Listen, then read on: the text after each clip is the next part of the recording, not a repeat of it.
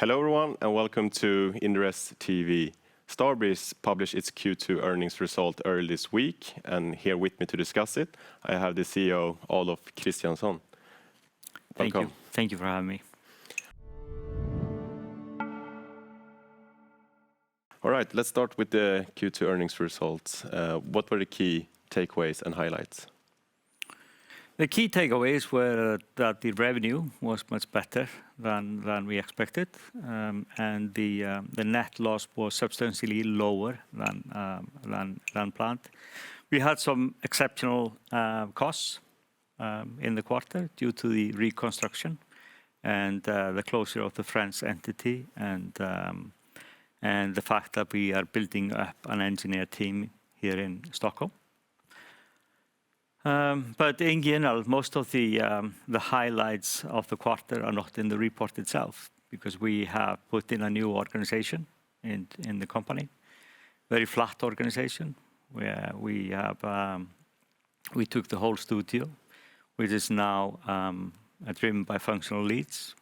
They now report to me. We put in product owners, which also report to me. The big change there is that each and every product lead is a P&L owner, completely in charge of revenue and costs. Creates a completely different set of ownership and how they drive their business. And so far we've seen really good and encouraging change of behaviors, I would say, in the company. And I thought, before we talk more about the shift in focus when it comes to third-party publishing, you published or you expanded RoboQuest to PlayStation 4 and 5 during the quarter, and you also released a new title, Out of Sight, during the quarter. Could you walk us through the reception for these events, both in terms of the reviews and like player activity, and also if the revenue for these events match your expectations? Yeah, there's a lot of content in the market at the moment. The market in general is fairly brutal. It has, as you know, as I know you play some games, discoverability is very tough. None of the platforms has discoverability at the moment. So games such as Out of Sight just get lost in the noise. Both of these releases were very well received, both by players, and had a very good Metacritic rating. So nothing wrong with that, but that just doesn't cut it anymore. So financial results for both of these games were far below our expectations, and are leaning into, and therefore we're leaning into to cease our third-party publishing operations, because it's taking away a lot of our focus from our core business. So now you're shifting the focus away from third-party publisher, and in the annual report 2024, you talked about third-party publishing being an important revenue stream for Starbreeze, as it further diversify the revenue mix, and was an important pillar as of that. So, but now you will shift focus, and you will instead sharpen the focus when it comes to the PAYDAY franchise, own in-house projects, and work for hire. Could you just elaborate a bit about the background behind this shift? Yeah, I think the strategy of the company has shifted. We have shifted that a lot in recent months. You're right, in 2024, the aspiration was to have multiple titles in production. It was about to have third-party publishing and work for hire as well, to some extent. But again, third-party publishing is about 10% of the business. It's minimal. And it takes as much time to publish a game, a third-party game, as it would to publish a much bigger game. So you kind of just taking away focus from your most important business, the business lines, which for us is PAYDAY, and our other, and Baxter, which we're working on, and work for hire.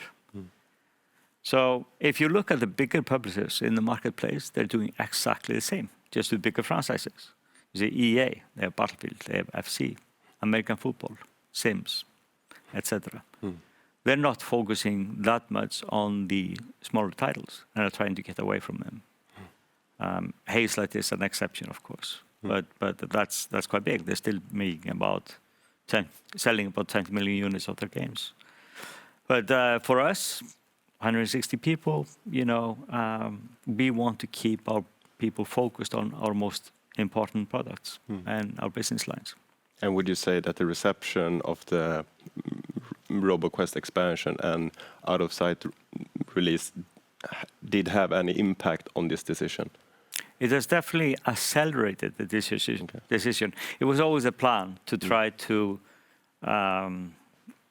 clear out the noise in the company, to make sure that we have a crystal clear strategy and goals and objectives and go after them.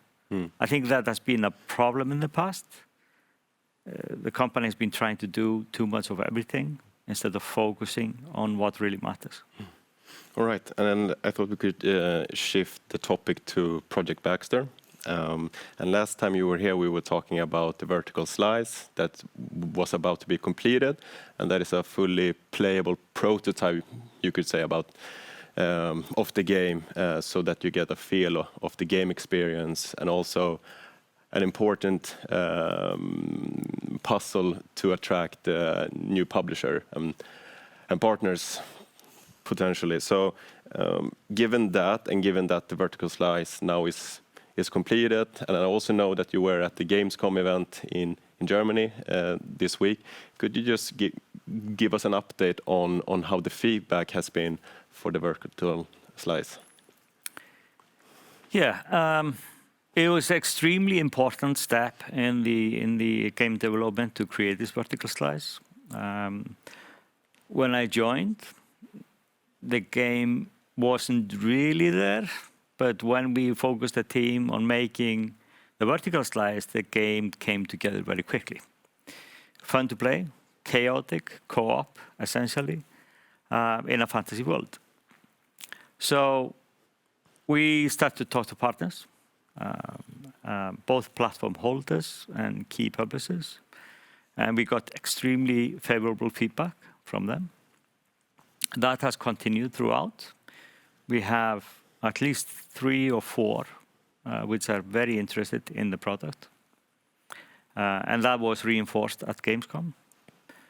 And we got a very good feedback from players and from these partners on the product. And we have been implementing some of that feedback into the game.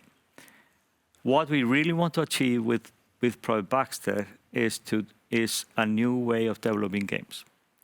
Putting the player at the center, listening to the feedback, and improve the product based on what they want to see, what kind of game they want to play. And so that is what we're doing at the moment. We're implementing that feedback. We are considering different launch plans, like early access, for example, because that allows players to feedback completely different. This was done successfully with Diablo. This was done very well with Battlefield when they created Battlefield Labs, and now with the Battlefield Beta, it's amazing success. And I know a lot of my friends and colleagues are super excited about that launch. And I think the key reason for that is that they're not overcomplicating things. They're getting back to the core of the franchise, and they're allowing the players to impact what game that is going to be. And I think that is the new way of developing games, and that is what we want to try out with Project Baxter. And could you say anything about where Starbreeze stands in terms of bringing on a co-publisher for the game? We are investigating every single avenue in terms of this, the best way for us to do this going forward. I'm super excited about the latest things I've seen from the team. We have now, I believe, 2 playtests a week. So the team is getting a lot of feedback.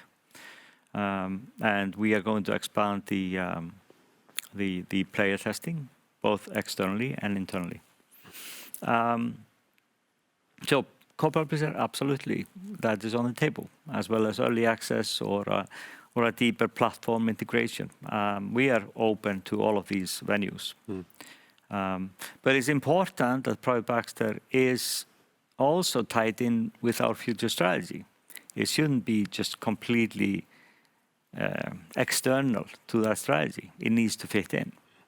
It needs to benefit all the products we are making, we're building. That's how you get synergy out of your game development teams. And we already start to see that, and we are planning to communicate our company strategy and the strategy around PAYDAY, and giving more, sharing more of Project Baxter, probably around the end of September, beginning of October. So we're super excited to see what the reaction will be when we do that. And now let's shift focus to PAYDAY. So the cadence of new content releases, along with limited replayability, has been one of the key concerns from the player community since launch 2023. But over the recent quarters, you have addressed this through updates such as the smash and grab mode, but also with the upcoming heist, which is said to be the most replayable heist yet. Can you elaborate on these initiatives that you're undertaking to reignite player engagement and to sustain long-term interest for the franchise? Yeah. So the franchise is going to be the core of everything we do, to start with. We are going to update PAYDAY 2 in terms of quality of life, bug fixes, and new content. So players who are enjoying that experience will be having, more of that experience if they want to stay there. PAYDAY 3, we're going to rip up. We're going to completely change that game from the ground up. And that includes game modes and using the game as a test bed for different things. We're going to allow the players also to come in to a bigger extent in terms of how they could impact the game itself. And as you pointed out, Smash and Grab was really good, especially in terms for new players to jump in. It's a faster paced mode. We've seen the improvement in terms of retention and how long people are staying in these heists. I have a personal problem with replayability, which was really good in terms of PAYDAY 2, less so in PAYDAY 3. There's a lack of events, randomized events, etc. And I feel the game is a bit vanilla and is missing a bit of life in general. So we have, as I said earlier, we have a solid mid to long-term strategy. The short-term strategy is to get the game where it needs to be, both in terms of how you play the game, in terms of how it looks. We just hired an art director for the franchise, super talented guy, and he is going to put his mark on the franchise. Going more back to what we saw in terms of PAYDAY 2, where you had more of a, what's the best way to describe it? When you look at a screenshot of PAYDAY 2, you know it's PAYDAY 2. You don't confuse it with any game. And that's where we want to get with the franchise. You should recognize the franchise as soon as you see a screenshot from it.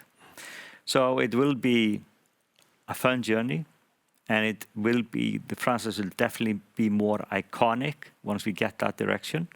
But the gameplay is what matters, and we will be testing out multiple approaches with players, and really revive the franchise in a meaningful way. Because we are a company that is known for heisting games, and we are going to reinforce that position. Yeah, and I feel like a broken record for asking this, but we still haven't got a clear roadmap or detailed trajectory in terms of new updates and content releases when it comes to Payday 3 for like the longer time span. But in the report, and as we have talked about in the interview, you will be sharpening the focus when it comes to the franchise. So given that, could you give some more color on what this means going forward and whether we can expect something similar to the year one roadmap going forward? Yeah, so we communicated the year one roadmap. That was well communicated, and we delivered on that. Year two, we never communicated. And it's a shame.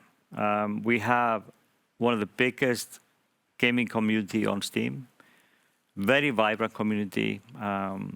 Love interacting with them. They're extremely passionate about the franchise, and they've been making exactly the same point. So the franchise is now, or Payday 3 is hitting its third year now in September. And that is exactly why we're going to communicate the Payday strategy and the pipeline at that point. I am sure they will be delighted in terms of what they will hear.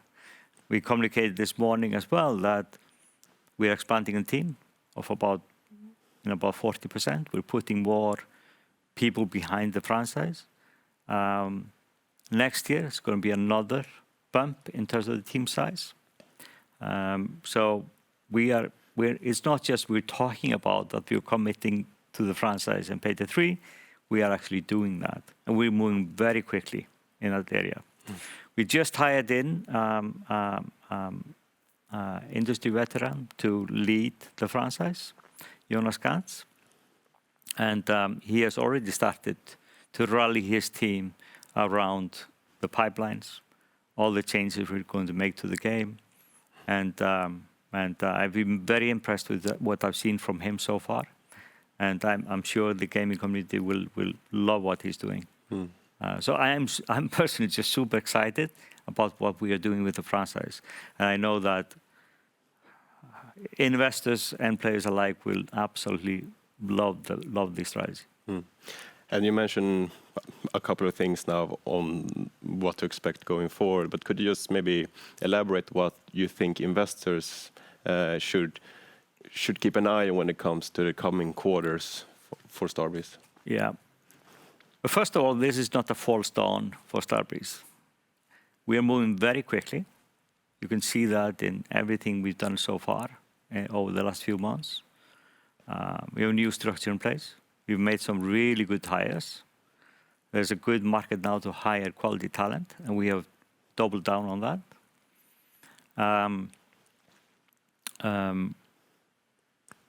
We're committed to the franchise. We're shifting the strategy to the most valuable piece in the company, which is the IP. We're going to make sure that we do that justice. We're going to make sure that we bring our players along for the ride.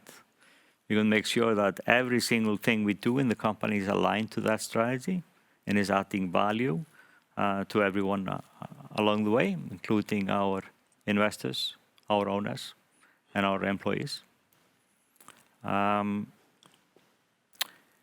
I definitely tune in at the end of September, beginning of October, because we have teased this strategy with our most important partners in the industry, and they, I was with one of the biggest ones in the industry last week at Gamescom, and I outlined the strategy, and it was almost like there was an applause in the room. They loved what they were seeing, and they said, like, finally, you get it. And they've been talking to the company for many, many years, and I have not been excited at all. But again, I experienced that firsthand. So I believe that that we're on the right track. We're moving fast. We will course correct very quickly, and